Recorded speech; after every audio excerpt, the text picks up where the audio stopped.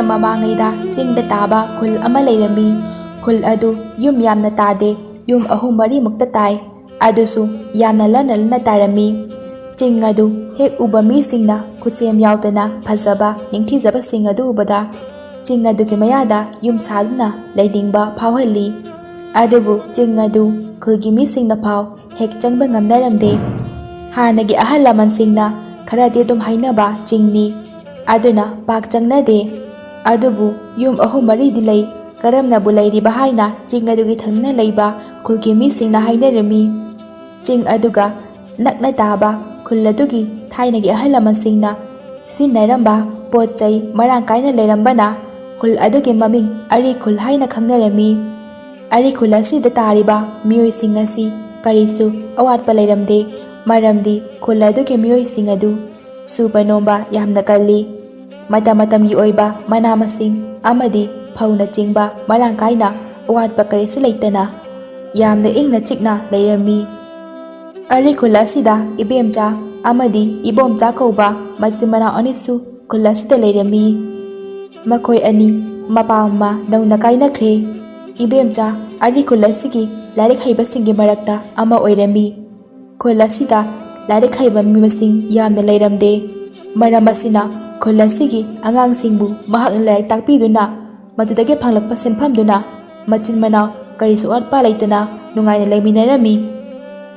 ꯏꯕꯦꯝꯆꯥꯁꯨ ꯃꯔꯥꯏꯕꯛ ꯊꯤꯕ ꯍꯥꯏꯒꯗ꯭ꯔꯥ, ꯃꯆꯥꯅꯨꯄꯤ ꯑꯅꯤ ꯅꯦꯍꯥ ꯑꯃꯁꯨꯡ ꯔꯤꯅꯥ ꯐꯪꯖꯔꯕ ꯃꯇꯨꯡꯗ ꯃꯄꯨꯔꯣꯏꯕ ꯅꯧꯅ ꯀꯥꯏꯅꯈꯤ. ꯏꯕꯦꯝꯆꯥꯒꯤ ꯃꯅꯥꯎꯅꯨꯄꯥ ꯏꯕꯣꯝꯆꯥ ꯃꯆꯦꯒ ꯑꯗꯨꯝ ꯄꯨꯟꯅ ꯂꯩꯃꯤꯟꯅꯩ. ꯏꯕꯣꯝꯆꯥ ꯏꯪ ꯇꯞꯄꯤ, ꯏꯄꯪ ꯄꯪꯖꯩ, ꯃꯤꯉꯣꯟꯗ ꯋꯥ ꯉꯥꯡꯕ ꯀꯔꯤꯁꯨ ꯉꯝꯖꯗꯦ. ꯃꯆꯦ ꯏꯕꯦꯝꯆꯥꯅ ꯅꯨꯄꯤ ꯊꯤꯔꯣ ꯍꯥꯏꯕꯕꯨ ꯃꯍꯥꯛꯅ ꯌꯥꯕ ꯀꯧꯕ ꯂꯩꯇꯦ. ꯅꯣꯡꯃꯗꯤ ꯏꯈꯪ ꯈꯪꯍꯧꯗꯅ ꯅꯨꯄꯤ ꯑꯃ ꯄꯨꯗꯨꯅ ꯂꯥꯛꯑꯦ. ꯃꯃꯤꯡꯅ ꯊꯣꯏꯅꯨ ꯀꯧꯏ. ꯊꯣꯏꯅꯨ ꯃꯕꯨꯛ ꯌꯥꯝꯅ ꯐꯠꯇꯕꯤ, ꯁꯛꯂꯣꯟ ꯑꯣꯟꯕ ꯍꯩꯕꯤ, ꯃꯤꯉꯣꯟꯗ ꯇꯤꯟꯀꯥꯞ ꯂꯩꯀꯥꯞ ꯍꯩꯕꯤ, ꯖꯥꯗꯨ ꯍꯩꯕꯤ ꯅꯨꯄꯤ ꯑꯃꯁꯨ ꯑꯣꯏꯔꯝꯃꯤ. ꯏꯕꯣꯝꯆꯥꯅ ꯊꯣꯏꯅꯨ ꯄꯨꯗꯨꯅ ꯂꯥꯛꯂꯦ ꯃꯌꯨꯝꯗ, ꯑꯗꯨꯒ ꯃꯆꯦ ꯏꯕꯦꯝꯆꯥꯕꯨ ꯀꯧꯔꯛꯏ. "ꯏꯆꯦ, ꯏꯆꯦ ꯇꯥꯕ꯭ꯔꯣ? ꯊꯣꯡꯁꯦ ꯑꯃꯨꯛꯇ ꯍꯥꯡꯉꯣ, ꯑꯩ ꯍꯜꯂꯛꯑꯦ ꯏꯆꯦ." ꯏꯕꯦꯝꯆꯥ ꯃꯅꯥꯎꯅꯨꯄꯥꯅ ꯀꯧꯕꯗꯨ ꯇꯥꯔꯗꯨꯅ, "ꯍꯣ ꯇꯥꯔꯦ ꯇꯥꯔꯦ, ꯏꯆꯦ ꯍꯥꯡꯉꯒꯦ, ꯅꯪꯕꯨ ꯊꯦꯡꯃꯜꯂꯤꯅꯦꯍꯦ." "ꯏꯆꯦ ꯍꯣꯏ ꯈꯛꯇ ꯂꯩ ꯍꯥꯏꯕꯁꯦ ꯅꯪꯕꯨ ꯈꯪꯉꯤ ꯅꯠꯇ꯭ꯔꯣ?" ꯏꯕꯣꯝꯆꯥꯅ, "ꯏꯆꯦ, ꯉꯁꯤꯗꯤ ꯈꯔ ꯊꯦꯡꯗꯣꯛꯈ꯭ꯔꯦ. ꯏꯆꯦꯅ ꯉꯥꯡꯃꯟꯗꯅꯅꯦ, ꯏꯆꯦꯒꯤ ꯅꯤꯡꯕꯁꯦ ꯉꯁꯤꯗꯤꯅꯦ ꯅꯧꯄꯥꯅ ꯊꯨꯡꯍꯜꯂꯒꯦ ꯍꯥꯏꯗꯅꯅꯦ ꯍꯦꯛꯇ ꯄꯨꯔꯛꯂꯕꯅꯤ." "ꯀꯔꯤꯅꯣ ꯄꯨꯔꯛꯂꯤꯕꯣ? ꯃꯁꯤ ꯑꯉꯥꯡꯁꯤꯗꯤ ꯉꯥꯎꯔꯕ ꯀꯩꯅꯣ? ꯂꯥꯛꯑꯣꯁꯦ, ꯏꯆꯦꯅꯦ ꯇꯨꯝꯅꯤꯡꯕꯅ ꯂꯣꯏꯔꯦ. ꯍꯌꯦꯡ ꯉꯟꯅꯅꯦ ꯑꯉꯥꯡ ꯂꯥꯏꯔꯤꯛ ꯇꯥꯛꯄ ꯆꯠꯇꯧꯔꯤꯕꯅꯤ." "ꯏꯆꯦ ꯆꯪꯉꯦꯀꯣ, ꯆꯪꯉꯣ ꯆꯪꯉꯣ." ꯏꯕꯣꯝꯆꯥ ꯃꯆꯦꯗ ꯊꯣꯏꯅꯨ ꯄꯨꯔꯛꯑꯦ ꯍꯥꯏꯕꯗꯨ ꯉꯝꯖꯔꯝꯗꯦ. ꯊꯣꯏꯅꯨꯅ ꯏꯕꯣꯝꯆꯥꯗ ꯈꯨꯠꯁꯤꯟꯅ ꯀꯟꯅ ꯁꯤꯜꯂꯛꯏ. ꯏꯕꯣꯝꯆꯥ ꯈꯪꯄ꯭ꯔꯦꯛ ꯈꯪꯅ, "ꯅꯥꯏꯅꯦꯍꯦ ꯊꯣꯏꯅꯨ ꯅꯪꯕꯣ." ꯊꯣꯏꯅꯨꯅ, "ꯀꯔꯤꯅꯣ ꯍꯥ? ꯅꯆꯦꯗ ꯑꯩ ꯄꯨꯔꯛꯑꯦ ꯍꯥꯏꯕꯗꯣ ꯑꯗꯨ ꯄꯥꯈꯠꯂꯤꯗꯨꯕꯣ? ꯅꯈꯣꯡꯒꯗꯣ ꯊꯛ ꯊꯛ ꯏꯁꯤꯡ ꯄꯨꯟ ꯑꯙꯟꯕꯗꯧꯅꯒ ꯅꯤꯛꯑꯗꯅ. ꯑꯩꯗꯤꯅꯦ ꯌꯥꯝ ꯍꯩꯅꯔꯣꯏꯗꯧꯔꯤ, ꯅꯪꯒꯤ ꯃꯑꯣꯡꯁꯦ ꯏꯄꯪ ꯍꯦꯛ ꯄꯪꯉꯗꯅ." ꯏꯕꯣꯝꯆꯥ ꯏꯄꯪ ꯄꯪꯅ, "ꯏꯁ, ꯑꯩꯕꯨ ꯄꯪꯉꯤ ꯀꯥꯏꯗꯤ ꯍꯥꯏꯅꯨꯗ ꯊꯣꯏꯅꯨ. ꯑꯗꯨꯗꯤꯅꯦ ꯍꯥꯏꯗꯅꯕ ꯅꯨꯄꯥ ꯊꯣꯛꯑꯦꯗꯣ ꯍꯥꯏꯅꯕꯅꯦ. ꯏꯕꯥꯅꯤꯕꯨ ꯃꯄꯥꯟꯁꯤꯗ ꯑꯗꯨꯝ ꯂꯦꯞꯄꯒ ꯂꯩꯔꯁꯦ ꯍꯥꯏꯔꯣ?" "ꯂꯩꯔꯣꯏꯕ ꯅꯪꯁꯤꯗꯤ, ꯂꯥꯛꯇ ꯉꯥꯏꯔꯤ ꯄꯉꯥꯡꯗ ꯉꯥꯡꯉꯤꯃꯤ." ꯊꯣꯏꯅꯨ ꯏꯕꯣꯝꯆꯥꯅ ꯑꯁꯨꯝ ꯀꯣꯠꯊꯅ ꯂꯩꯕꯗꯨꯗ ꯁꯥꯎꯅꯤꯡꯅ ꯈꯪꯏꯟ ꯏꯜꯂꯛꯏ ꯊꯣꯡꯖꯤꯟꯄꯥꯟꯗꯒꯤ. ꯏꯕꯣꯝꯆꯥ ꯂꯣꯡꯈ꯭ꯔꯥꯛ ꯂꯣꯡꯅ, "ꯏꯆꯦ" ꯍꯥꯏꯅ ꯂꯥꯎꯔꯛꯏ. ꯊꯣꯏꯅꯨ ꯏꯕꯣꯝꯆꯥꯒꯤ ꯑꯄꯪꯕ ꯃꯇꯧ ꯑꯗꯨꯗ ꯃꯍꯥꯛꯅ ꯐꯖꯅ ꯁꯤꯖꯤꯟꯅꯕ ꯌꯥꯔꯅꯤ ꯈꯜꯂꯒ ꯃꯣꯃꯣꯟ ꯅꯣꯛꯂꯛꯏ. ꯏꯕꯦꯝꯆꯥ ꯃꯅꯥꯎꯅꯨꯄꯥꯅ ꯂꯥꯎꯈꯤꯕꯗꯨ ꯐꯃꯨꯡꯗꯒꯤ ꯇꯥꯗꯨꯅ ꯊꯨꯅ ꯍꯧꯒꯠꯂꯒ, "ꯏꯕꯣꯝꯆꯥ, ꯀꯩꯗꯧꯔꯒꯦ ꯅꯪꯕꯣ?" ꯍꯥꯏꯅ ꯊꯣꯜꯂꯛꯄꯗ ꯅꯨꯄꯤ ꯑꯃ ꯂꯦꯞꯇꯨꯅ ꯂꯩꯕꯗꯨ ꯎꯔꯦ. "ꯑꯦ, ꯀꯅꯥꯅꯣ ꯃꯥꯗꯤ ꯏꯕꯣꯝꯆꯥ?" ꯏꯕꯣꯝꯆꯥ ꯑꯦꯂꯔꯠ ꯇꯧꯗꯨꯅ ꯂꯩꯔꯦ. ꯊꯣꯏꯅꯨꯅ ꯑꯐꯕꯤ ꯁꯥꯗꯨꯅ, "ꯏꯅꯝꯃ ꯍꯥꯏꯒꯗ꯭ꯔꯥ, ꯑꯩꯒꯤꯗꯤ ꯍꯥꯟꯅ ꯌꯦꯡꯕꯗ ꯀꯅꯥꯁꯨ ꯂꯩꯇ꯭ꯔꯦ. ꯇꯥꯏꯕꯣꯝꯆꯥꯒꯤ ꯃꯇꯨꯡ ꯏꯟꯗꯨꯅ ꯏꯅꯝꯃ ꯍꯣꯏ ꯃꯌꯥꯝꯒꯤ ꯁꯦꯕꯥ ꯇꯧꯔꯒꯦ ꯍꯥꯏꯅ ꯂꯥꯛꯑꯕꯅꯤ ꯏꯅꯝꯃ." ꯏꯕꯦꯝꯆꯥ ꯌꯥꯝꯅ ꯍꯔꯥꯎꯖꯩ. "ꯑꯦ, ꯏꯆꯦꯗ ꯉꯁꯥꯏꯅ ꯑꯗꯨꯃꯥꯏꯅ ꯐꯖꯅ ꯍꯥꯏꯔꯁꯨ ꯌꯥꯕꯗꯨꯕꯨ. ꯏꯕꯣꯝꯆꯥ ꯅꯪ ꯁꯤꯗꯤꯕꯀꯣ, ꯂꯥꯛꯑꯣ ꯂꯥꯛꯑꯣ ꯏꯅꯝꯃꯒ ꯆꯪꯉꯁꯤ." ꯊꯣꯏꯅꯨ ꯏꯕꯦꯝꯆꯥ ꯄꯨꯟꯅ ꯆꯪꯃꯤꯟꯅꯈ꯭ꯔꯦ. ꯊꯣꯏꯅꯨꯁꯨ ꯀꯅꯥꯁꯨ ꯂꯩꯇ꯭ꯔꯦ ꯃꯥꯒꯤ ꯍꯥꯏꯕꯗꯨꯗ ꯏꯕꯦꯝꯆꯥ ꯃꯈꯣꯏ ꯑꯅꯤ ꯂꯥꯏꯒꯤ ꯁꯣꯏꯗꯕ ꯌꯥꯗꯕ ꯈꯔ ꯇꯧꯔꯒ ꯑꯗꯨꯝ ꯂꯣꯏꯁꯤꯟꯈ꯭ꯔꯦ꯫ Thoinu nongmoi nongmagi magi phattaba sakta madu ibemcha laitraba matamda hekta uthorai.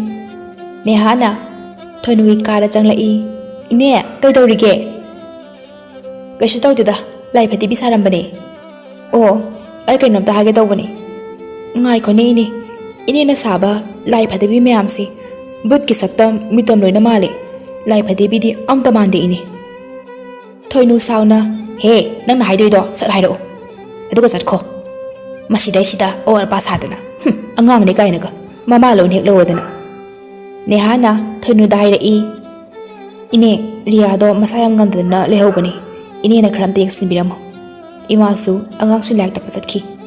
Hala ani. Aduga nangna kaidam chatoiba. Ine di kai chatoino school dane. Kari sukana dabada. Yara chalo. Ngak tabak tawbase tafuma hangloi. Amuk wakal khanjai. Makhwagi mama chasingse tanthokradine. Ese ngai phangadabani. Aduna tarine sumo he oirero ei. Neha mana nupi dagi manakta changduna. Riya nangasidine school chalrano. Nasado yam ngamje. Ine da inane phajana sinaramabane. Nang phajana leiramuko. Iche ai school chatke. Isangam dasu adum ngam chatkeba. Ine ga lehabudo ayam kiye. Thoinu makhoi ani nangangnariba adu lumna tarami. Neha Riyan leibatuda phachangsi laktuna Thoinuna. Ini leisidi kari kidoi nomi. Ichene chalo kike school thengkani ko. Chalo. Riya machi khudangdu chatkino haibagi matagumna phai. Thoinu Riyana tawriba adu ubada ma yamna sauningi. Magi akiba saktam mamada uttuna Riyana machagi pariba khuttu thado u haibagi matagum ingit tawrai. Nehadi Thoinuna tawriba adu mahakti karisu khangjaramde. Riya Thoinugi akiba saktam adu ubada machagi makhut adu phat launa thadorai. Neha Riyagi makokta nanthabiramnaga chatkre. Thoinu Neha chatkhibaga magi akiba saktam adu Riya dortuna kehalli. Riya masado ngamdrabasu ngamdana chelage haina tawrai. Madamduda Riyana chelage hek tawbaga Thoinuna Riyagi makhoredu lamlaga metli. Riya lawu sungamda yamna wana khangjarami. Ibom sasu tanjaduda yumda halai. Thoinu bu kawrai. Thoinu Riyagi metlamba makhredu tap launa thadoaga Riya bu phamungda tumhanba saraga seba tawsinadana lei. Riyagi soramuk yengi adubu marau phaba haigadra mihundi leirami. Ibomcha Thoinuna khumdaba duda moi kadasu leiramdaba duda mache ibemcha hoi kada amuk changlai. Ai nanga saide kawrise taro nangwa. Riya kai tawri haino. School ga chalhandadi kai tawraba. Thoinu thawa isa sadana ho masa ngamdre ye. Ai sune chakamda thongdri. Ma sangdana leirisini. Angangse tumbasda hogalapa tare khatanane kawbudo aisu kumdrabani. Ibom chana kamaina ngamdrino ne. Ngarangdi kasu tawdabanida. Riya tabro nangbo. Mamana kawrisi tabro. Kaino ngasai ne ngaka tumthagibda ngaibani. Angangsi nang nojitane amlagane haudo isibo. Chalo khoi kada leramo. Hoi angang dugane chelaktribabuda leiminaro ko nang iche sohalani. Ibom chasu thokre. Thoinu Riyabu hingi khangpana mahak magi mapuroibada yamna sauninglami. Mapuroibada ngange khanduna makhoi kada lai. Kaidawre ngaga leminau hairaga. Ngasaide leiribane aise ngai khonangbu. Ngasi thabakse ngana hal aisibu kariginoba. Ibomcha ipangpangna migi nupisingdi magi nupana thabak ngana halakpada haraune hai. Aduga nangse mayamgi nupisinga imarande ko. Yare ipangpangadana sumhangbani ngasidi yam ngana halakpasida. Yare chalo angangdo amta leiminaruso. Ichi halagane nungairoiba. Ngai khone. Ado hoi kaase ichai chairisibu karigino. Phi mache ka mayamsiga. Karim tro sendrabo nangbo. Karidabu sinariba phino siba. Ho ngamdre sinbaga. Nogi nachi ne tawridunane nonganbadagina. Aidi khulasida larik haibini ton chatkhani. Masidesida aingoda loina ho ngamdre. Hey icheda tuma hainu ne. Imungse ichena ne ꯀꯔꯤꯁꯨ ꯋꯥꯍꯟꯕ ꯅꯠꯇꯦ ꯑꯩꯗꯤꯅꯦ ꯉꯔꯥꯡ ꯅꯍꯥꯟ ꯈꯛꯇꯅꯦ ꯊꯕꯛ ꯁꯨꯕ ꯆꯠꯂꯤꯕꯁꯦ ꯏꯆꯦꯁꯦ ꯌꯥꯝ ꯋꯥꯖꯔꯕꯅꯤ ꯏꯕꯥꯏꯗꯨꯇꯪꯒ ꯂꯩꯖꯔꯝꯃꯗꯤꯅꯦ ꯈꯔ ꯐꯒꯗꯕꯅꯤ ꯐꯔꯦꯁꯦ ꯅꯪ ꯋꯥꯔꯦ ꯍꯥꯏꯕ ꯅꯠꯇ꯭ꯔꯣ ꯄꯣꯊꯥꯔꯣ ꯑꯩ ꯑꯉꯥꯡ ꯃꯅꯥꯛꯇꯅꯦ ꯑꯝꯇ ꯂꯩꯔꯨꯈꯤꯒꯦ ꯏꯆꯦ ꯍꯜꯂꯛꯇ꯭ꯔꯤꯐꯥꯎ ꯏꯕꯦꯝꯆꯥꯁꯨ ꯑꯉꯥꯡ ꯂꯥꯏꯔꯤꯛ ꯇꯥꯛꯄ ꯍꯜꯂꯛꯂꯝꯃꯤ ꯊꯣꯏꯅꯨꯅ ꯌꯨꯝꯗ ꯂꯩꯕ ꯍꯥꯏꯕꯗꯨ ꯊꯣꯛꯑꯕꯅꯤꯅ ꯊꯣꯏꯅꯨꯕꯨ ꯃꯥꯅ ꯂꯩꯔꯛꯂꯤꯕ ꯄꯣꯠꯆꯩꯁꯤꯡ ꯑꯗꯨ ꯄꯨꯁꯤꯟꯅꯕ ꯊꯣꯏꯅꯨꯕꯨ ꯀꯧꯔꯛꯏ ꯊꯣꯏꯅꯨ ꯄꯣꯠꯁꯤ ꯑꯝꯇ ꯂꯧꯁꯜꯂꯨ ꯂꯥꯎꯅꯦꯍꯦ ꯏꯅꯝꯃꯁꯨ ꯍꯜꯂꯛꯑꯦ ꯏꯕꯣꯝꯆꯥ ꯊꯣꯛꯂꯛꯑꯒ ꯏꯆꯦ ꯀꯔꯤ ꯀꯔꯤ ꯂꯩꯔꯛꯏꯅꯣ ꯉꯥ ꯈꯔ ꯂꯩꯔꯛꯄꯅꯦ ꯑꯩꯅ ꯂꯥꯏꯔꯤꯛ ꯇꯝꯕꯤꯕ ꯑꯉꯥꯡ ꯑꯃꯒꯤꯅꯦ ꯃꯃꯥꯅ ꯄꯤꯔꯛꯄꯅꯦ ꯃꯣꯏꯗꯤꯅꯦ ꯄꯩꯁꯥꯒꯁꯦ ꯂꯧ ꯌꯥꯕꯖꯥꯠ ꯅꯠꯇꯦꯗ ꯑꯩꯅꯕꯨꯗꯤ ꯅꯝꯐꯨꯗ ꯄꯤꯁꯜꯂꯝꯕꯅꯤ ꯑꯗꯣ ꯑꯉꯥꯡꯁꯤꯡꯕꯨ ꯁ꯭ꯀꯨꯜ ꯆꯠꯈ꯭ꯔꯕ ꯅꯠꯇ꯭ꯔꯣ ꯆꯥꯛꯇꯤ ꯄꯤꯖꯈ꯭ꯔꯕ ꯖꯥꯠꯂꯣ ꯊꯣꯏꯅꯨꯗꯨꯕꯣ ꯑꯗꯨꯒ ꯅꯪꯅ ꯊꯕꯛ ꯉꯟꯅ ꯍꯜꯂꯛꯏꯁꯤꯅ ꯀꯩꯗꯧꯔꯕ ꯏꯆꯦ ꯉꯁꯤꯁꯦ ꯈꯪꯗꯦ ꯌꯨꯝꯗ ꯌꯥꯝ ꯍꯟꯅꯤꯡꯉꯦ ꯊꯕꯛ ꯁꯨꯐꯝ ꯅꯣꯐꯝꯒ ꯈꯪꯗꯦ ꯔꯤꯌꯥꯁꯨ ꯃꯁꯥ ꯉꯝꯗꯦ ꯍꯥꯏꯅ ꯁ꯭ꯀꯨꯜ ꯆꯠꯂꯝꯗ꯭ꯔꯤ ꯅꯦꯍꯥꯕꯨꯗꯤ ꯆꯠꯈꯤ ꯊꯕꯛ ꯍꯜꯂꯛꯄꯗ ꯅꯦꯍꯥꯕꯨꯗꯤ ꯂꯩꯔꯝꯗ꯭ꯔꯦ ꯊꯣꯏꯅꯨꯁꯨ ꯔꯤꯌꯥ ꯁꯪꯒ ꯂꯩꯔꯝꯃꯤ ꯆꯥꯛꯀ ꯊꯣꯡꯗ꯭ꯔꯤ ꯍꯥꯏ ꯏꯆꯦ ꯑꯣ ꯑꯗꯨꯗꯤ ꯉꯥꯁꯦ ꯄꯨꯁꯤꯜꯂꯨꯁꯦ ꯏꯆꯦꯅꯦ ꯑꯉꯥꯡ ꯃꯔꯛꯇꯅꯦ ꯑꯝꯇ ꯆꯪꯉꯨꯈꯤꯒꯦ ꯍꯣꯏ ꯏꯆꯦ ꯏꯕꯦꯝꯆꯥ ꯔꯤꯌꯥꯗ ꯏꯆꯥ ꯇꯣꯝꯕꯤ ꯏꯆꯥꯕꯨ ꯀꯩꯗꯧꯔꯒꯦ ꯉꯁꯥꯏ ꯏꯃꯥꯅ ꯆꯠꯂꯝꯗꯥꯏꯗꯗꯤ ꯅꯪꯕꯨ ꯀꯔꯤꯁꯨ ꯇꯧꯍꯧꯗꯕꯗꯥꯏꯅꯦ ꯍꯧꯖꯤꯛꯇꯤ ꯏꯃꯥ ꯂꯥꯛꯑꯦꯁꯦ ꯏꯆꯥꯅꯦ ꯀꯔꯤꯁꯨ ꯇꯧꯔꯔꯣꯏ ꯔꯤꯌꯥꯗꯨ ꯀꯩꯁꯨ ꯈꯨꯝꯗꯕ ꯑꯗꯨꯗ ꯇꯨꯝꯊꯈ꯭ꯔꯕꯣꯏ ꯅꯤꯡꯖꯩ ꯍꯩꯃꯥ ꯇꯨꯝꯈ꯭ꯔ ꯃꯥꯜꯂꯦꯅꯦꯍꯦ ꯋꯥꯈꯜꯗ ꯑꯃꯨꯛꯁꯨ ꯈꯟꯖꯩ ꯏꯆꯥꯁꯤꯡꯁꯦ ꯃꯔꯥꯏꯕꯛꯇꯤ ꯊꯤꯔꯦꯗꯀꯣ ꯃꯄꯥꯁꯨꯇꯪꯒ ꯂꯩꯖꯔꯝꯃꯗꯤꯅꯦ ꯈꯤꯇꯪ ꯅꯨꯡꯉꯥꯏꯖꯔꯝꯒꯗꯕꯅꯤ ꯔꯤꯌꯥꯒꯤ ꯃꯅꯥꯛꯇ ꯑꯃꯨꯛ ꯆꯪꯁꯤꯟꯗꯨꯅ ꯑꯃꯨꯛꯀꯁꯨ ꯏꯆꯥ ꯇꯣꯝꯕꯤ ꯍꯧꯒꯠꯂꯣꯁꯦ ꯇꯨꯝꯁꯤꯜꯂꯒ ꯈꯦꯟꯕꯅꯦ ꯅꯥꯕꯗꯤ ꯍꯧꯒꯠꯂꯣꯁꯦ ꯍꯥꯏꯗꯨꯅ ꯃꯁꯥꯗꯨ ꯍꯥꯏꯐꯦꯠ ꯅꯣꯝꯃꯤ ꯑꯗꯨꯕꯨ ꯃꯆꯥꯒꯤ ꯂꯩꯔꯝꯂꯤꯕ ꯐꯤꯕꯝ ꯑꯗꯨ ꯎꯕꯗ ꯃꯍꯥꯛꯇꯤ ꯇꯨ ꯆꯨꯡꯉꯤ ꯃꯅꯥꯎꯅꯨꯄꯥꯕꯨ ꯌꯥꯝꯅ ꯄꯥꯈꯠꯅ ꯀꯟꯅ ꯀꯧꯔꯛꯏ ꯏꯕꯣꯝꯆꯥ ꯏꯕꯣꯝꯆꯥ ꯔꯤꯌꯥꯁꯦ ꯀꯩꯅꯣꯝ ꯇꯧꯔꯦꯅꯦꯍꯦ ꯏꯁꯤꯡ ꯈꯤꯇ ꯄꯨꯔꯛꯑꯣ ꯏꯕꯣꯝꯆꯥ ꯃꯆꯦꯒꯤ ꯈꯨꯀꯧ ꯑꯗꯨ ꯇꯥꯔꯗꯨꯅ ꯄꯨꯛ ꯍꯧꯒꯠꯈꯤꯒꯦ ꯇꯧꯏ ꯊꯣꯏꯅꯨꯅ ꯑꯗꯨ ꯄꯥꯈꯠꯂꯤꯗꯨꯕꯨ ꯀꯔꯤꯒꯤꯅꯣ ꯀꯔꯤꯁꯨ ꯇꯧꯔꯣꯏꯁꯦ ꯏꯁꯤꯡꯁꯦ ꯈꯔ ꯄꯨꯈꯣ ꯏꯕꯣꯝꯆꯥꯅ ꯀꯔꯤꯅꯣ ꯄꯥꯈꯠꯇ꯭ꯔꯗꯤ ꯅꯪꯕꯣ ꯏꯆꯦꯒꯤ ꯈꯨꯀꯧꯁꯦ ꯅꯪ ꯇꯥꯗ꯭ꯔꯣ ꯏꯁꯤꯡꯗꯣ ꯄꯤꯔꯛꯑꯣ ꯍꯥꯏꯗꯨꯅ ꯊꯣꯛꯈ꯭ꯔꯦ ꯊꯣꯏꯅꯨ ꯅꯣꯛꯐꯦꯠ ꯇꯧꯅ ꯑꯁꯤꯗꯒꯤꯁꯨ ꯍꯦꯜꯂꯛꯈꯤꯅꯤ ꯅꯣꯏꯅꯅꯦ ꯃꯐꯝ ꯑꯁꯤꯗ ꯀꯨꯏꯅ ꯁꯥꯡꯅꯦ ꯁꯨꯝ ꯂꯩꯊꯔꯗꯤꯅꯦ ꯌꯦꯡꯉꯨꯅꯦ ꯇꯧꯔꯛꯄ ꯏꯆꯦ ꯀꯩꯗꯧꯔꯦ ꯍꯥꯏꯕꯅꯣ ꯁꯦ ꯏꯁꯤꯡꯁꯤꯗ ꯂꯩꯔꯦ ꯏꯕꯦꯝꯆꯥ ꯃꯅꯥꯎꯅꯨꯄꯥꯅ ꯍꯥꯏꯔꯤꯕꯗꯨ ꯈꯨꯝꯗꯦ ꯏꯁꯤꯡꯗꯨ ꯍꯥꯟꯅ ꯂꯧꯗꯨꯅ ꯔꯤꯌꯥꯒꯤ ꯃꯀꯣꯛꯇ ꯏꯁꯤꯡ ꯇꯞꯅ ꯇꯞꯅ ꯊꯥꯔꯛꯏ ꯏꯆꯥ ꯇꯣꯝꯕꯤ ꯍꯥꯏꯅ ꯀꯧꯗꯨꯅ ꯀꯞꯄꯤ ꯏꯕꯣꯝꯆꯥꯁꯨ ꯄꯥꯈꯠꯅ ꯔꯤꯌꯥꯒꯤ ꯃꯑꯣꯡ ꯑꯗꯨ ꯎꯕꯗ ꯔꯤꯌꯥ ꯈꯨꯝꯃꯣꯁꯦ ꯃꯥꯃꯅ ꯀꯧꯔꯤꯁꯦ ꯅꯪꯁꯨ ꯈꯨꯝꯃꯣ ꯍꯥꯏꯅ ꯍꯟꯖꯤꯟ ꯍꯟꯖꯤꯟ ꯀꯧꯏ ꯑꯗꯨꯒ ꯍꯤꯛ ꯍꯤꯛ ꯂꯥꯎꯅ ꯀꯞꯄꯤ ꯏꯕꯦꯝꯆꯥꯅ ꯅꯪꯕꯨ ꯀꯌꯥꯝ ꯀꯨꯏꯔꯒꯦ ꯍꯜꯂꯛꯄ ꯀꯔꯤꯝꯇ ꯈꯪꯍꯧꯗ꯭ꯔꯕꯣ ꯏꯆꯥꯁꯦ ꯀꯅꯥꯒꯨꯝꯕ ꯑꯃꯅ ꯁꯤꯔꯁꯅꯨ ꯍꯥꯏꯕꯒꯤ ꯃꯊꯥꯒꯨꯝꯅ ꯇꯧꯕ ꯃꯥꯜꯂꯦ ꯌꯦꯡꯉꯣ ꯃꯥꯒꯤ ꯉꯛꯁꯝꯗ ꯇꯥꯔꯤꯕ ꯗꯥꯛꯁꯦ ꯅꯪꯕꯨ ꯑꯝꯇ ꯌꯦꯡꯉꯣ ꯏꯕꯣꯝꯆꯥ ꯉꯥꯏꯍꯥꯛ ꯑꯣꯏꯔꯦ ꯏꯆꯦ ꯉꯁꯥꯏꯗꯤ ꯊꯣꯏꯅꯨꯅ ꯇꯨꯝꯃꯤ ꯀꯔꯤꯁꯨ ꯇꯧꯗꯦ ꯍꯥꯏꯅ ꯑꯩꯉꯣꯟꯗꯗꯤ ꯇꯟꯖꯥ ꯑꯗꯨꯗ ꯊꯣꯏꯅꯨ ꯆꯪꯂꯛꯏ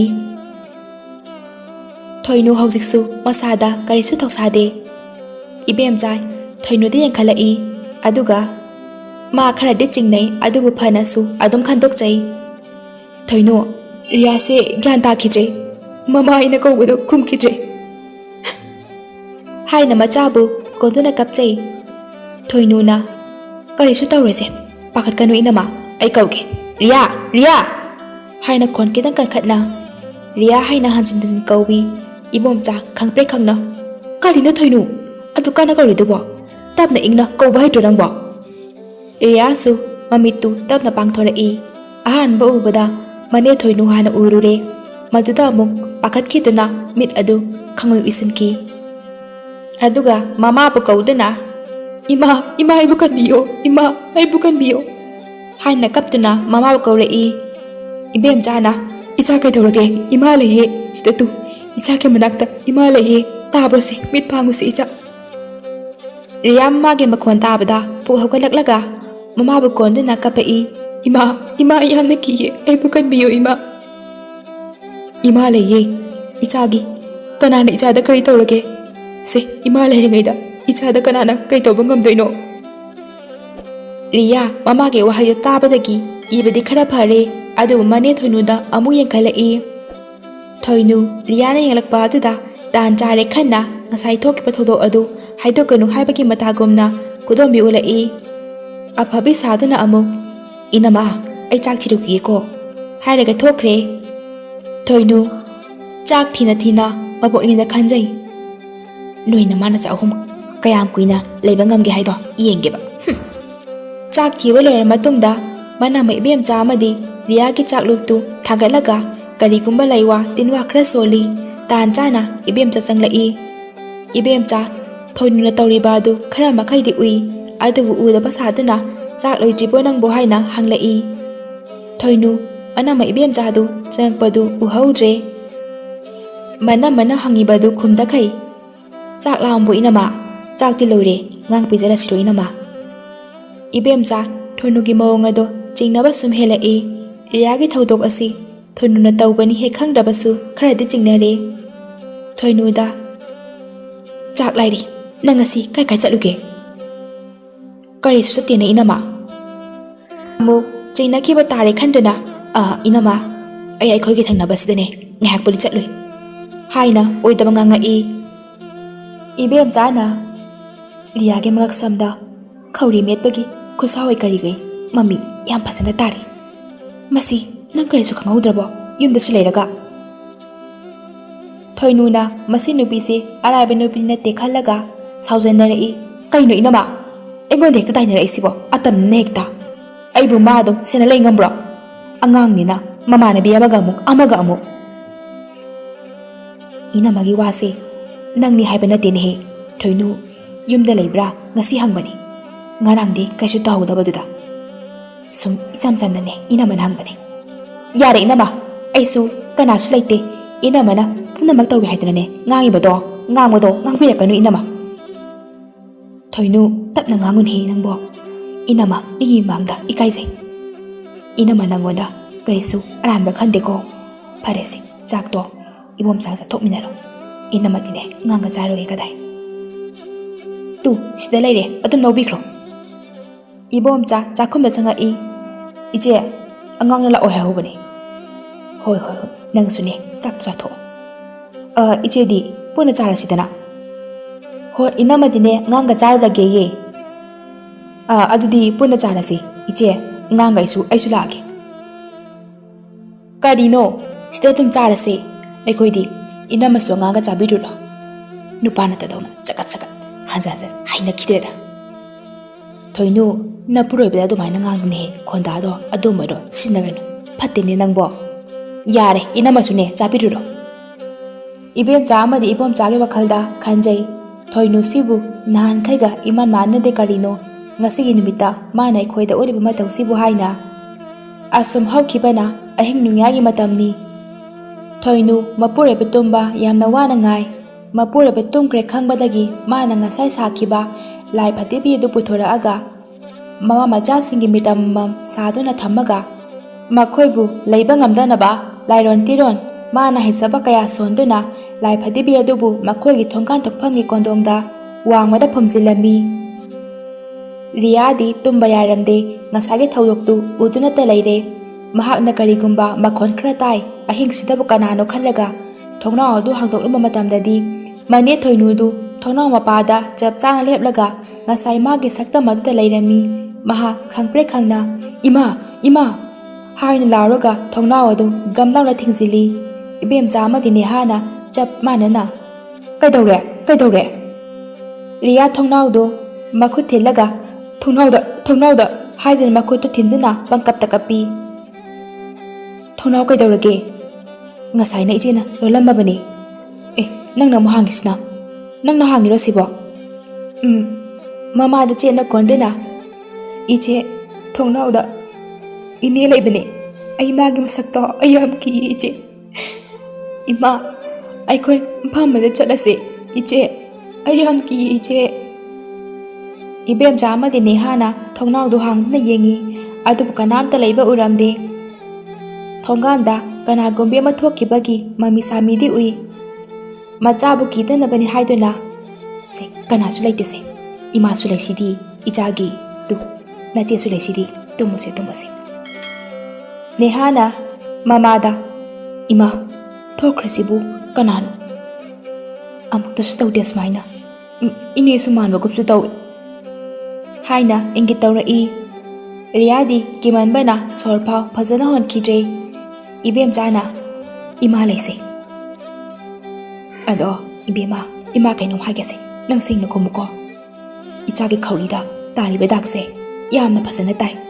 Masi nakhogi sanabada tawbanate ima khange. Ima da hayo. Ichada kanana. Karisu tawbangamloi. Ima laisidi. Ima lainidane. Ichada kanamtana atunam sokpayarese. Kumuse. Karisu kuigano. Iman haise senu kumuse. Ijesu laisidi. Nehana amu makatara e. Tali. Hairo sanabada tawbani ije. Ima akwai sela roise. Akwai imana biyoisu. Akwai gethana bagi jingjuda yum saraga lay. Akwai sulay bas ima. Aistalay base ayam kiye. Hoise. Ijana ne aseng bado haradine. Iman ne ijage pambado tawdoine. Nangdi na chega sumana de. Na chedi imada nongbata oidaba wasu ngangde. Adugane nangbu hek sabana mada phawne nangde haidingde. Aina singba hairadi ima nang aina haibadu yagadra. Yani mi kaidawa yaroidoino. Imanasu kuire khanba. Nogi mamangi nupi thiradine. Aikhoisu phamchaba amada lainaba khanba loirabani hayuse. Riya wari pumba machega mamagada tamjai. Tamba phawa loidri thoinuna kaurei. Kaidawrage inama tumba yadrabo. Hoinhe nang sozik phawba tumdribo. Haina hangei. Thoinu yam haina sajinaduna. Tumureda inama. Maringda kanano khangde. Hangat handa chatprage makhwana matainane. Adai inama ge makhosu tabdune. Tumdi jatlarne yengba changakpani. Riya mane thoinu ubada mamada chetna kontuna laikre. Nehana mana nupi Riyana haibagi matung inna. Kaino ine. Hauzikta thona lepa mido ine natro. Aibu haipeti uhawida. Thoinu ipa pakhatna. Kaino ni haisibo. Ari phabungde hawgalapada ngairine. Aisu tumubaira kaino ine. Mangumsu tawba. Thoinu Riyadi tumkhrabo. Ado inama handakse aikhoi mungse kaino mitaw tawi. Amai bira amai bara amta kauduna yengansida. Ibem chana kasu tawroida nangne pangkhanda khanjanbagini kaisu khanjanganu. Inama hoisune sida koina leiraroida. Aisi ibom chadasu haudoke khanba koirabani. Haujikti nangsu laedana pharese. Ngasidi thengi. Heng phasana wari sarasi potharo nangsu chalo. Thoinu thamoidadi yamna harauzei mana tawkhiba thabaktu haujiktani asuk thuna haina amuk aphabi saduna chahla lingtabagi mawong tawraduna kaino inama na ma haidubo. Neha mane thoinu ge maithongduga haira iba wahaiduga maha yamna sauningi.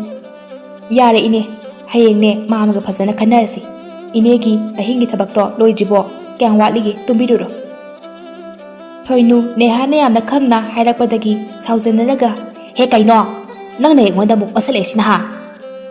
Ibem chana Neha naneda dama hagan. Thoinu nangsu chalo tumuro chalo. Thoinu ibom chada wari pumba yam ka hena henjena tammi adubu ibom chana thoinu na phana tamlabasu ma karisu khanjande. Mathangi numini phana nganli ayuktu ibem chadu ngarang mana thoinu da hakiba wadu haudoke haiduna kaurei ibom chabu. Ibom cha tabro nang mumta thora unehe ije ne kainom ta haige. Hoi ije tholage.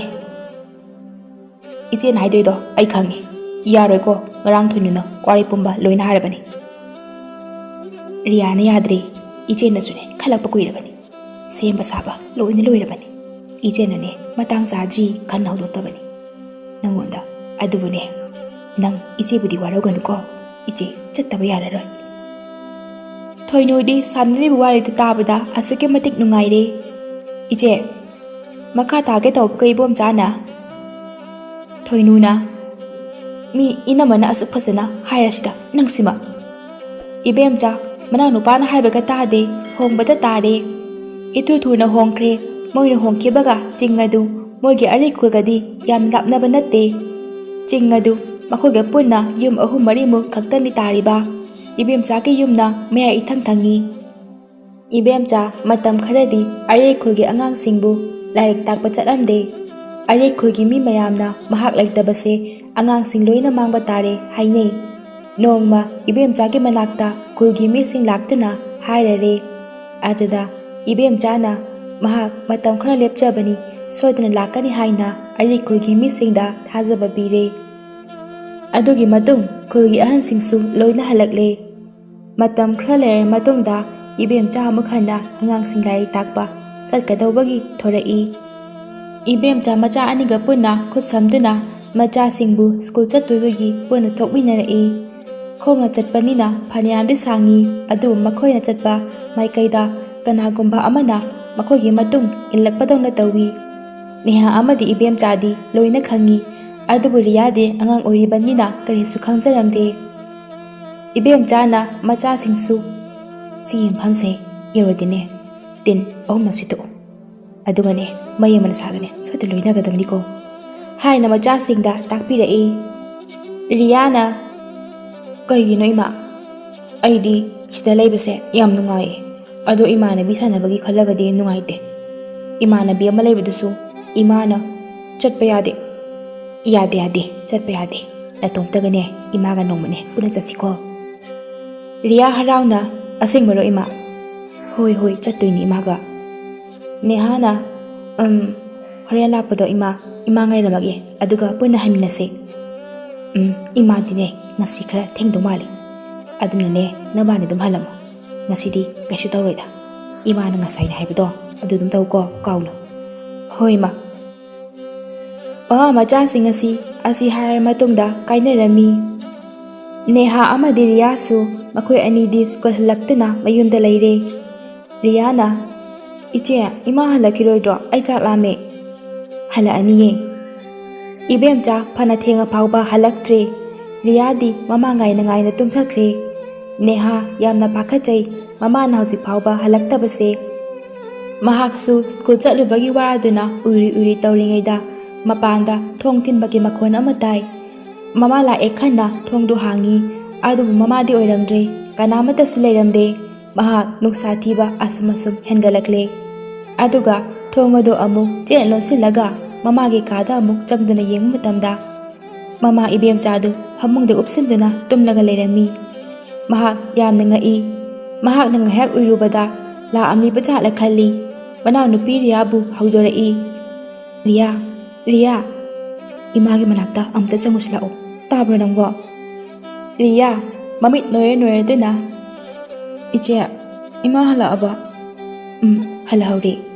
Manaw nupidadi mahak haidre kikini khallaga aduga Riyada asumna mu hairai. Ima haudose lao chakchanaba hoi je. Neha amadi Riyana punna mamagi kara changlai. Chiche kari khutumno akhoi magi khutumside. Neha mamage manakta changbadu maha khitangdi kibu phawi nahan khaiga manadabaduda. Riyadu mamage manakta phatlangna changlaga hanagi matagumna ima nanga saidai ngairaga nanga tumthoinine hagolo chakla mekhoi. Ibemcha karisu khomlakte. Riyana iche aikhoi ani charase ima di horen hogalagane charasano hoi lao hairaga mabu phaizu susin birami. Riya lao charase hairaga punna charaga tumba changlai. Neha amadi Riya tumtharami aduga makhoi kagi thongdu kana thilaklami. Riya mikap thorai aduga thongdu hangdoi karamta leiramde. Maha mamagi kada ambu changai mama su leiramdre. Kaino imadi ka chakhage ngasai halakradaine chakchari dala khanna chaksangda muk changduna yengu matamda mama na tawrong lupamde ubada maha khanglaw laurai. Ibemcha machada onthoklaga magi ubada akiba phawrba sakta maduna machabu ke halai. Riya machegi manakta chasilak laga machebu haudurai. Macheda punamak tamjai ꯅꯦꯍꯥ ꯃꯌꯦꯛ ꯑꯃ ꯄꯥꯏꯗꯅ ꯃꯃꯥꯒꯤ ꯀꯥꯗ ꯑꯃꯨꯛ ꯂꯥꯛꯄꯗ ꯃꯃꯥꯗꯨ ꯇꯨꯝꯗꯨꯅ ꯂꯩꯔꯝꯂꯦ꯫ ꯅꯦꯍꯥ ꯑꯃꯗꯤ ꯔꯤꯌꯥꯁꯨ ꯍꯌꯦꯡ ꯅꯣꯡꯉꯥꯟꯕꯒ ꯃꯥꯝꯃ ꯏꯕꯣꯝꯆꯥꯒꯤ ꯃꯅꯥꯛꯇ ꯆꯠꯂꯒ ꯍꯥꯏꯔꯨꯔꯁꯤ ꯍꯥꯏꯔꯛꯏ꯫ ꯃꯈꯣꯏ ꯑꯅꯤ ꯃꯩꯗꯨ ꯀꯣꯟꯗꯨꯅ ꯑꯍꯤꯡꯗꯨ ꯇꯨꯝꯗꯅ ꯅꯣꯡꯉꯥꯟꯕ ꯉꯥꯏꯖꯩ꯫ ꯅꯣꯡ ꯉꯥꯜꯂꯦ꯫ ꯃꯈꯣꯏꯒꯤ ꯃꯥꯝꯃ ꯏꯕꯣꯝꯆꯥꯒꯤ ꯃꯅꯥꯛꯇ ꯆꯠꯀꯦꯅ ꯊꯣꯛꯂꯛꯄꯗ ꯃꯃꯥꯗꯨ ꯊꯣꯡꯅꯥꯎꯗ ꯌꯦꯡꯗꯨꯅ ꯂꯩꯔꯝꯃꯤ꯫ ꯅꯦꯍꯥ ꯑꯃꯗꯤ ꯔꯤꯌꯥꯅ ꯃꯈꯣꯏ ꯑꯅꯤ ꯄꯨꯟꯅ ꯃꯈꯣꯏꯒꯤ ꯃꯥꯝꯃ ꯏꯕꯣꯝꯆꯥꯒꯤ ꯃꯅꯥꯛꯇ ꯂꯥꯛꯇꯨꯅ ꯋꯥꯔꯤ ꯄꯨꯝꯕ ꯇꯝꯖꯔꯦ꯫ ꯏꯕꯣꯝꯆꯥꯅ ꯃꯥꯏꯕ ꯑꯃ ꯄꯨꯗꯨꯅ ꯃꯈꯣꯏ ꯄꯨꯟꯅ ꯑꯃꯨꯛ ꯂꯥꯛꯃꯤꯟꯅꯔꯦ꯫ ꯃꯆꯦꯒꯤ ꯀꯥꯗ ꯄꯨꯟꯅ ꯆꯪꯂꯛꯏ꯫ ꯃꯆꯦꯒꯤ ꯑꯣꯏꯔꯝꯃꯤꯕ ꯐꯤꯚꯝ ꯑꯗꯨ ꯌꯦꯡꯕ ꯉꯝꯗ꯭ꯔꯦ꯫ ꯃꯥꯏꯕ ꯑꯗꯨꯅ ꯍꯥꯏꯔꯛꯏ, "ꯑꯁ ꯏꯕꯨꯡꯉꯣ, ꯅꯣꯏꯒꯤꯁꯤꯗꯤ ꯈꯔꯗꯤ ꯂꯨꯏꯀꯣ, ꯑꯗꯨꯕꯨ ꯌꯦꯡꯁꯤ" ꯍꯥꯏꯔꯒ ꯃꯥꯏꯕꯗꯨꯅ ꯏꯕꯦꯝꯆꯥꯗ ꯇꯥꯔꯦꯟ ꯃꯁꯥꯅ ꯀꯟꯗꯨꯅ ꯂꯥꯏ ꯐꯠꯇꯕ ꯑꯗꯨ ꯇꯥꯟꯊꯣꯛꯅꯕ ꯍꯣꯠꯅꯩ꯫ ꯏꯕꯦꯝꯆꯥ ꯍꯥꯟꯅꯒꯤ ꯐꯤꯚꯝꯗ ꯍꯜꯂꯛꯄ ꯃꯥꯜꯍꯜꯂꯒ ꯃꯆꯥ ꯅꯦꯍꯥꯕꯨ ꯀꯞꯁꯤꯟꯅꯗꯨꯅ ꯀꯧꯔꯛꯏ꯫ ꯅꯦꯍꯥꯁꯨ ꯃꯃꯥꯅ ꯀꯧꯔꯛꯑꯦ꯫ ꯃꯃꯥ ꯐꯔꯦ ꯍꯥꯏꯗꯨꯅ ꯍꯔꯥꯎꯅ ꯃꯥꯒꯤ ꯃꯅꯥꯛꯇ ꯆꯪꯉꯤ꯫ ꯏꯕꯦꯝꯆꯥꯅ ꯅꯦꯍꯥ ꯆꯪꯂꯛꯄꯗꯨ ꯀꯧꯁꯤꯟꯅꯗꯨꯅ ꯅꯦꯍꯥꯕꯨ ꯀꯣꯟꯕ ꯁꯥꯔꯒ ꯃꯌꯥꯅ ꯅꯦꯍꯥꯒꯤ ꯂꯩꯖꯨꯝꯗ ꯆꯤꯡꯂꯛꯏ꯫ ꯃꯥꯏꯕꯅ ꯏꯕꯦꯝꯆꯥꯗ ꯇꯥꯔꯦꯟꯅ ꯀꯟꯗꯨꯅ ꯅꯦꯍꯥꯕꯨꯗꯤ ꯀꯜꯍꯧꯔꯤ꯫ ꯃꯥꯏꯕꯅ, "ꯏꯕꯨꯡꯉꯣ, ꯃꯥꯒꯤꯁꯤ ꯈꯔ ꯂꯨꯔꯦ, ꯑꯩꯅ ꯌꯦꯡꯕ ꯉꯝꯕꯒꯤ ꯄꯥꯡꯒꯜ ꯂꯩꯇ꯭ꯔꯦ" ꯍꯥꯏꯅ ꯏꯕꯣꯝꯆꯥꯗ ꯍꯥꯏꯔꯛꯏ꯫ ꯏꯕꯣꯝꯆꯥ ꯃꯆꯦꯕꯨ ꯀꯟꯕꯗꯤ ꯄꯥꯝꯃꯤ꯫ ꯃꯆꯦꯅ ꯃꯥꯒꯤꯗꯃꯛꯇ ꯋꯥꯖꯈꯤꯕ ꯃꯌꯥꯝꯗꯣ ꯉꯁꯤꯁꯨ ꯀꯥꯎꯗ꯭ꯔꯤ꯫ ꯊꯣꯏꯅꯨꯕꯨ ꯃꯥꯒꯤ ꯅꯨꯄꯤ ꯑꯣꯏꯅ ꯂꯧꯁꯤꯜꯂꯝꯗ꯭ꯔꯕꯗꯤ ꯏꯆꯦꯗ ꯇꯥꯔꯤꯕ ꯗꯁꯥꯁꯤ ꯇꯥꯔꯝꯃꯣꯏꯗꯕꯅꯤꯁꯨ ꯈꯟꯖꯩ꯫ ꯑꯗꯨꯕꯨ ꯃꯆꯦꯕꯨ ꯌꯦꯡꯕꯤꯌꯨ ꯍꯥꯏꯕ ꯀꯅꯥꯃꯠꯇ ꯌꯥꯔꯝꯗꯦ꯫ ꯏꯕꯦꯝꯆꯥ ꯃꯆꯥ ꯑꯃꯗꯤ ꯃꯅꯥꯎꯅꯨꯄꯥꯁꯤꯡꯅ ꯃꯥꯕꯨ ꯀꯟꯕ ꯉꯝꯈꯤꯗ꯭ꯔꯦ꯫ ꯏꯕꯦꯝꯆꯥ ꯍꯥꯟꯅꯒꯤ ꯄꯨꯟꯁꯤꯗ ꯑꯃꯨꯛ ꯍꯜꯂꯛꯄ ꯉꯝꯈꯤꯗ꯭ꯔꯦ꯫ ꯑꯔꯤꯈꯨꯜꯒꯤ ꯃꯤꯁꯤꯡꯅ ꯃꯥꯇꯕꯨ ꯁꯣꯟꯅꯗꯨꯅ ꯉꯁꯤꯁꯨ ꯂꯩꯔꯤ꯫ ꯏꯕꯣꯝꯆꯥ ꯃꯥꯒꯤ ꯅꯨꯄꯤ ꯊꯣꯏꯅꯨꯕꯨ ꯇꯥꯟꯊꯣꯛꯈꯤꯔꯝꯃꯤ꯫ ꯃꯥꯅ ꯂꯣꯏꯅ ꯊꯣꯛꯍꯟꯕꯅꯤ ꯍꯥꯏꯗꯨꯅ ꯅꯦꯍꯥ ꯑꯃꯗꯤ ꯔꯤꯌꯥ ꯃꯃꯥꯕꯨ ꯅꯤꯡꯁꯤꯡꯕꯅ ꯃꯁꯔꯨꯛ ꯑꯣꯏꯗꯨꯅ ꯌꯥꯝꯅ ꯋꯥꯅ ꯂꯦꯟꯈꯤꯔꯝꯃꯤ꯫